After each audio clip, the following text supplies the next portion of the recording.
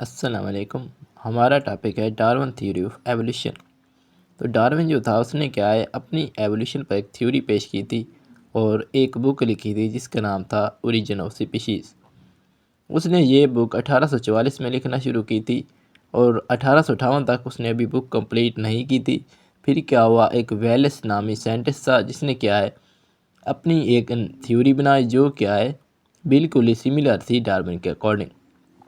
تو ڈارون نے کیا 1859 کے اندر ہی اپنی بک کو کمپلیٹ کیا اور پبلش کروا دیا۔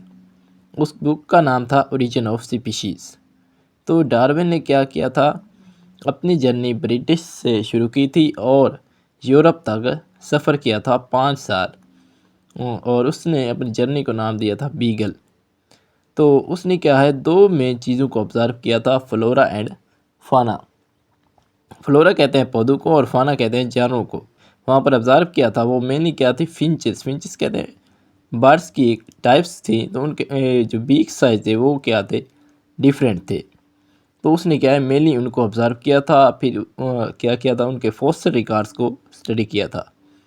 تو ڈارون کی تھیوری میں جو کی پوائنٹس تھے وہ مینلی 4 تھے، لیکن ویسے بہت سے کی پوائنٹس بنتے ہیں۔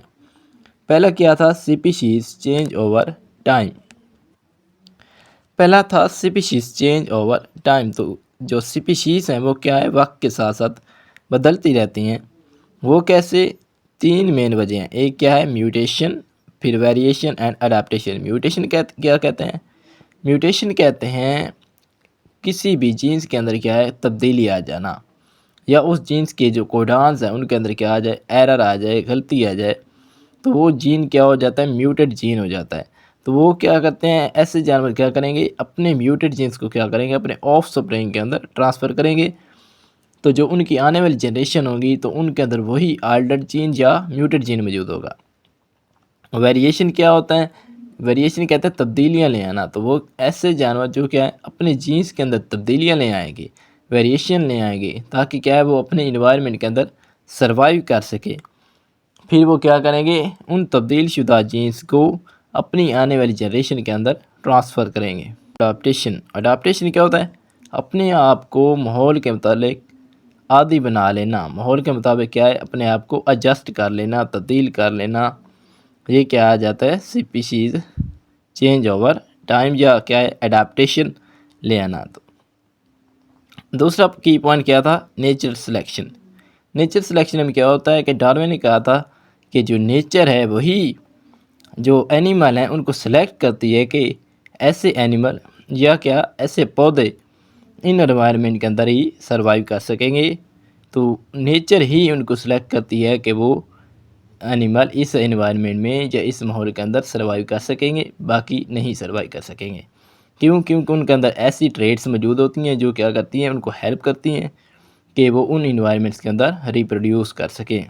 جو تیسرا کی پوائنٹ تھا وہ تھا ڈیسنٹ ود موڈیفیکیشن۔ تو جو ڈارون تھا وہ کہتا ہے کہ جو اینیمل ہے ان کا جو اینسسٹر تھا وہ کامن تھا، ایک ہی اینسسٹر تھا، اور بعد میں آنے والی تمام جو جنریشنز ہیں یا نسلیں ہیں وہ کیا ہیں اسی ایک اینسسٹر سے ہی آئی ہیں۔ لیکن کیا ہے ان کے اندر جو جینز ہیں وہ آلٹرڈ ہو چکے ہیں، چینج ہو چکے ہیں، تبدیل ہو چکے ہیں وقت کے لحاظ سے، کسی بھی وجہ سے، میوٹیشن کی وجہ سے، ویریشن کی وجہ سے، یا کیا ہے کسی اور وجہ سے ان کے جو جینز ہیں پہلے والے اینسسٹر سے کیا ہو گئے، ڈیفرنٹ ہو گئے۔ تو ان میں کے اندر جو ٹریٹس ہیں وہ پہلے والوں سے کیا ہے مختلف ہیں۔ تو جو بعد میں آئے ان کے اندر کیا ہے موڈیفیکیشنز آ گئی ہیں، تبدیلیاں آ گئی ہیں، چینجز آ گئی ہیں۔ پھر کیا ہے سروائیول آف فٹسٹ۔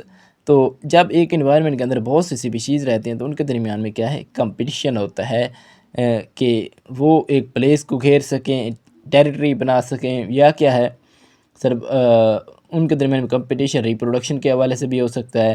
تو ایسے اینیمل، ایسے جاندار جن کے اندر میں کمپٹیشنز کو جیتنے کی صلاحیت زیادہ ہوگی، یا ان کے اندر ایسے جینز ہوں گے جو ان کو کیا ہے ان کمپٹیشن میں جیتنے کے لیے مدد کریں گے، تو ایسے جانور کیا ہیں اپنے جو آف سپرنگ ہوں گے وہ زیادہ چھوڑ جائیں گے، باقی جو ہوں گے وہ کیا ہے سروائیو نہیں کر سکتے۔ تو وہی اینیمل سروائیو کر سکیں گے جن کے اندر ایسے ٹریٹس یا ایسے جینز موجود ہیں جو کیا ہے ان کو انوائرمنٹ میں رہنے کے قابل بناتے ہیں۔